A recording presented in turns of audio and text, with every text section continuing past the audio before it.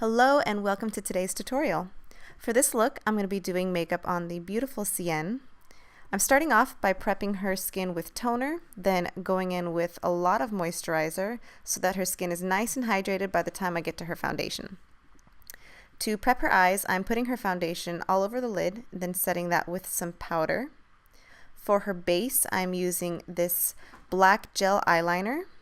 I have her open her eyes so I see just how far up on the lid I want to take it. Then when she closes her eyes, I fill in that little gap there. While the eyeliner's still a bit tacky on her lid, I'm going to go in with this eyeshadow from Lorac, and it's a really pretty green eyeshadow, and just press that right on top.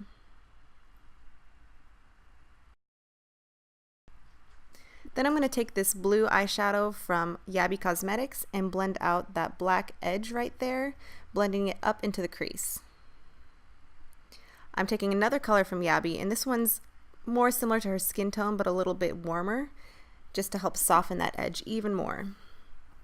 Now to deepen the crease, I'm going in with MAC's Contrast, which is a dark navy blue eyeshadow, and you can just see the dimension it adds there. Now to add some darkness to her lashes, I'm applying that same black gel liner just along her lash line, and I'm also extending it on the outer edge there. And I don't really want to be able to see the line, so I'm taking a small detailed eye brush and that same dark blue color that we put in the outer corner and just feathering out that line. Now I'm cleaning up underneath the eyes with a little bit of moisturizer and a sponge. And now we're ready for lashes. So these are really pretty wispy lashes, and I just waited for the glue to get a little bit tacky before I stick them on. Now on to foundation. I'm using the Mehron Celebre Pro HD foundation, and this one matches her skin tone, and you can see it just covers up any acne or scarring really easily. You don't need a separate concealer with this one. And I'm taking it all the way down her neck just to make sure everything's matching. Now for a little bit of correcting, I'm taking this slightly orange colored concealer from Makeup Forever and mixing it with her foundation. This works really well to cancel out any dark or gray area, so I'm putting it right around her mouth and just underneath her eyes. And you can see this is going to really brighten up her complexion. Now to highlight, I'm using the same Mehron foundation, just a shade lighter, taking it down the bridge of her nose and also underneath her eyes.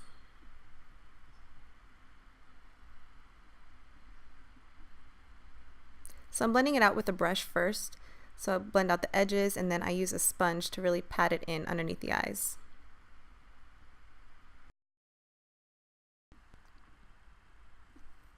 Okay, now to contour, I'm using the same foundation, just a shade darker, applying this around the perimeters of her forehead and underneath her cheekbone.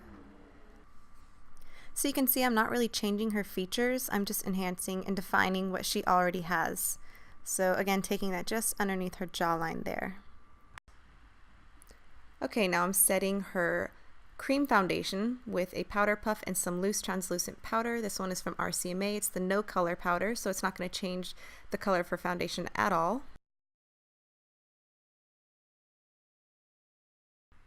To set her under eye concealer, I'm mixing the Ben Nye Banana powder with the RCMA no color powder to give her a slight yellow highlight, but not to be too strong. To contour her nose, I'm using the Graftobian pressed powder. I'm taking a very small amount of this on my brush and then kind of tapping it off on my hand before I go in and contour her nose.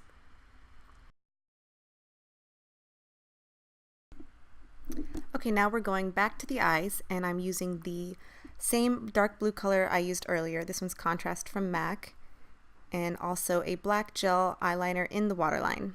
Then I'm going to take a small pencil brush and smudge the two together.